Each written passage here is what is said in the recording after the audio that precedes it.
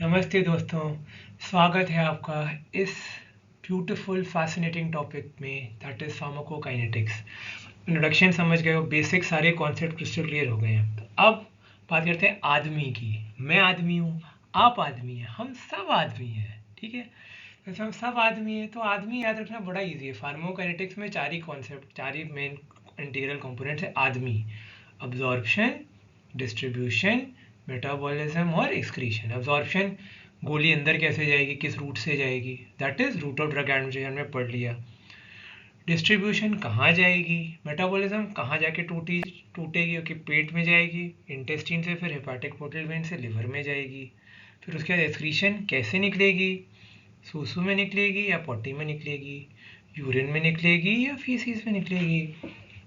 ठीक।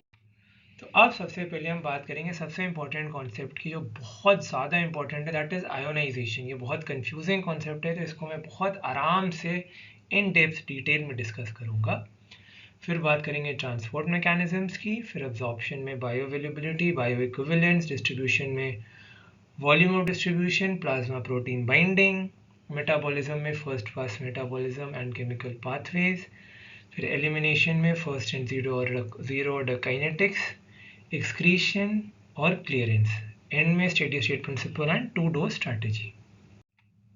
अब ionization concept, ये आप लोगों को समझना बहुत ज़रूरी है। देखिए, सबसे इंपॉर्टेंट कॉन्सेप्ट है कि सारे ड्रग्स वीक एसिड्स और वीक बेसिस होते हैं। अब वीक, ये क्यों बोला आपने करुण जी, क्यों बोला आपने करुण सर कि वीक एसिड? मैं तो कहता हूँ कि स्ट्रॉन्ग एसिड स्ट्रॉन्ग बेसिस, तो नहीं, स्ट्रॉन्ग एसिड या स्ट्रॉन्ग बेसिस ड्रग्स नहीं हो सकते। क्यों?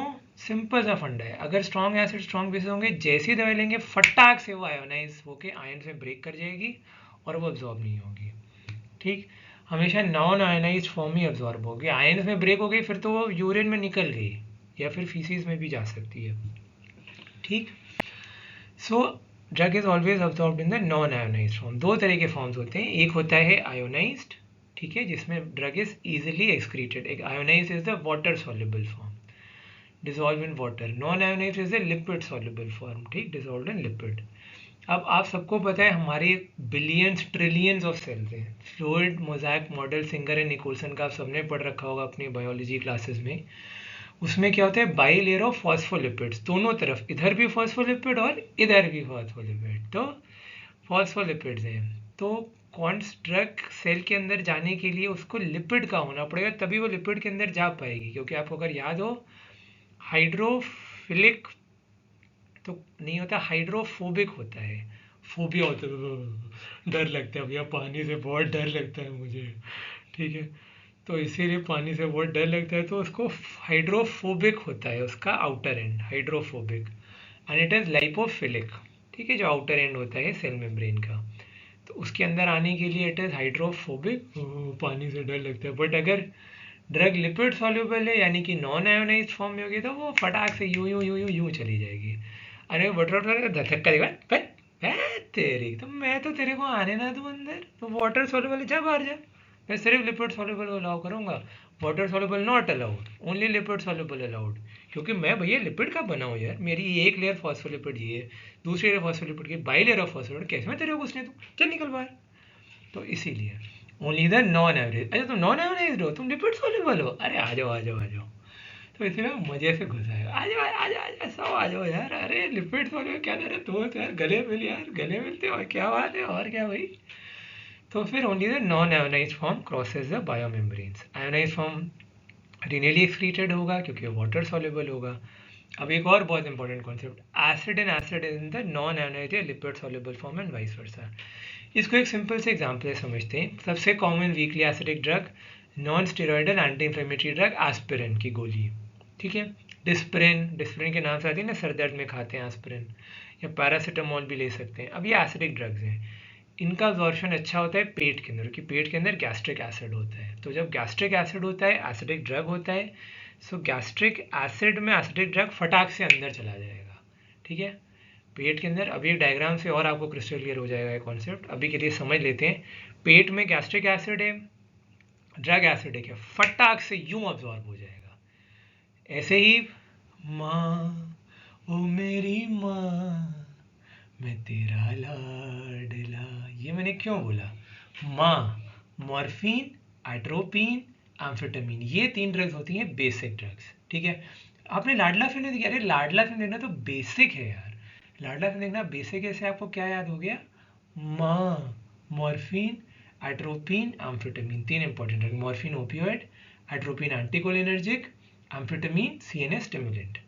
ठीक, तो ये अब्जॉर्ब होंगे जाके इंटेस्टिन में। पेट में, यहाँ पेट में सबसे पहले अब्जॉर्ब होगा एस्पिरिन, नीचे इंटेस्टिन में अब्जॉर्ब होगा मॉर्फिन, एट्रोपिन, एम्फेटामिन। माँ ओ मेरी माँ, मैं तेरा लाडला। ठीक, अब देखो इससे आपको सब क्लियर हो जाएगा। वीकली एसिडिक ड्रग्स, बार्बिटोरेट्स हो गए, एस्पिरिन हो गए, अनआयोनाइज्ड फॉर्म में फटाक से एसिडिक पीएच में। Weakly basic drugs, morphine, amphetamine, unionized form में better absorbed in the alkaline pH. This is the effect of pH on ionization. ठीक, अब वीकली एसिडिक ड्रग्स कौन कौन से होते हैं? Barbiturates, phenobarbitone, phenobarbitone, barbiturates basically sedative hypnotics होते हैं। Aspirin non steroidal anti inflammatory drug, diclofenac again non steroidal anti inflammatory drug. और ये माँ ओ मेरी माँ, मैं तेरा लाडला से देखना तो बेसिक है यार। ठीक है, और non steroidal anti inflammatory drugs ऐसे आप याद रख सकते हो NSA, उसमें ए आते हैं ना, तो ए इज फॉर एसिडिक ड्रग्स। ठीक है, ओके। ये आप देख सकते हो कैसे आयंस में ब्रेक होता है। बेटर क्लियर्ड क्योंकि नॉन आयोनाइज तो एक्सक्रीट हो जाएगा, और वीक बेस में RNH2 होगा, दैट इज नॉन आयोनाइज्ड या लिपिड सॉल्युबल। ठीक, अब इसका प्रैक्टिकल एप्लीकेशन समझ लेते हैं, फिर आपको इसको समझना बहुत ईजी होगा। ठीक, पहली बात इसको आप समझ लीजिए, ओनली फ्री और unbound drug is filter. Drug दो फॉर्म में होता है, एक तो बाउंड टू प्लाज्मा प्रोटीन, दो तरह के प्लाज्मा प्रोटीन होते हैं, plasma albumin and plasma globulin. Plasma albumin globulin भी होता है, अन अल्फा 1 एसिड ग्लाइकोप्रोटीन भी होता है। तो अभी हम बात करेंगे दो इंपॉर्टेंट प्रोटीन्स की, plasma albumin and alpha 1 acid glycoprotein. Weakly acidic drugs like aspirin, diclofenac and barbiturates bind to albumin, A for acidic to albumin. Basic, माँ ओ मेरी माँ, मैं तेरा लाडला। तो weakly basic drugs bind to alpha 1 acid glycoprotein. ठीक, तो अगर बाउंड होगा ना तो कभी फ्री फॉर्म में नहीं होगा, फ्री फॉर्म में नहीं होगा ब्लड में, अगर बाउंड होगा तो एक्टिविटी दिखाई नहीं पाएगा। Drug always shows its activity in the free form, इसको हमेशा कंठस्थ कर लीजिए for your whole life. Drug दो तरह के फॉर्म में होता है, free form and bound form. क्योंकि देखो एक एग्जाम्पल समझते हैं, सपोज ये है आपका एस्पिरिन, वीकली एसिडिक ड्रग्स, ठीक है, और ये है आपका प्लाज्मा एल्ब्यूमिन। ठीक, अगर ये इसके साथ चिपका हुआ होगा ऐसे ब्लड में, तो फिर तो ये बाउंड है इसके साथ, तो फिर ये काम नहीं कर सकता। हाँ, अगर ये एस्पिरिन फ्री में तो बल्ले बल्ले बल्ले भैया, तो हम ब्लड जैसे चिपक जैसे ब्लड में घूम घाम रहे हैं, ब्लड में ट्रैवल कर रहे हैं, एंजॉय कर रहे हैं, मज़े मार रहे हैं, डांस कर रहे हैं ब्लड के अंदर, और हम इफेक्ट भी शो कर रहे हैं। So only the free unbound drug filter, के फिल्टर भी वही होगा। अगर एक छन्नी लगी है, सपोज एक छन्नी है, इस छन्नी के थ्रू क्या जाएगा? इस छन्नी के थ्रू वही चीज़ जाएगी जो कि फिल्टर के थ्रू पास हो सकती है। अगर वो बाउंड है तो फिर एल्ब्यूमिन अल्फा एसिड ग्लाइकोप्रोटीन से बाउंड है, तो उसका मॉलिक्यूलर वेट अपने आप हाई हो गया, तो फिर वो उसके थ्रू नहीं पास हो पाएगी, तो ग्लोमेरुलस के थ्रू पास नहीं हो पाएगी। ठीक है, सिर्फ free and unbound drug filter होगा। ठीक, और इसमें इंपॉर्टेंट चीज़ आप ये भी समझ सकते हो, both unionized and ionized forms of the drug are filter, filter दोनों ही होते हैं। ठीक है, then only non ionized forms undergo active secretion and active और पैसिव रिजोल्यूशन। अब ऐसा क्यों भला करुण सर ऐसा क्यों कह रहे हैं? करुण सर ऐसा इसलिए कह रहे हैं क्योंकि एक्टिव सिक्रीशन या एक्टिव पैसिव रिजोल्यूशन उसी चीज़ का हो सकता है जो कि लिपिड सॉल्युबल हो, तभी तो वो बाहर आ पाएगी। अगर वो वाटर सॉल्युबल होगी तो बोले धक्का धक्का, तो आ गया अंदर, अब तो अंदर ही रहेगा, तो बाहर जाएगा सीधा यूरिन के रास्ते से। फिर एसिडिफिकेशन ऑफ यूरिन क्यों करते हैं, ये बहुत इंपॉर्टेंट है। Basic drug poisoning, morphine, atropine, amphetamine, इन तीनों पॉइजनिंग्स में हम यूरिन का एसिडिफिकेशन करेंगे अमोनियम क्लोराइड देकर के। इससे क्या होगा?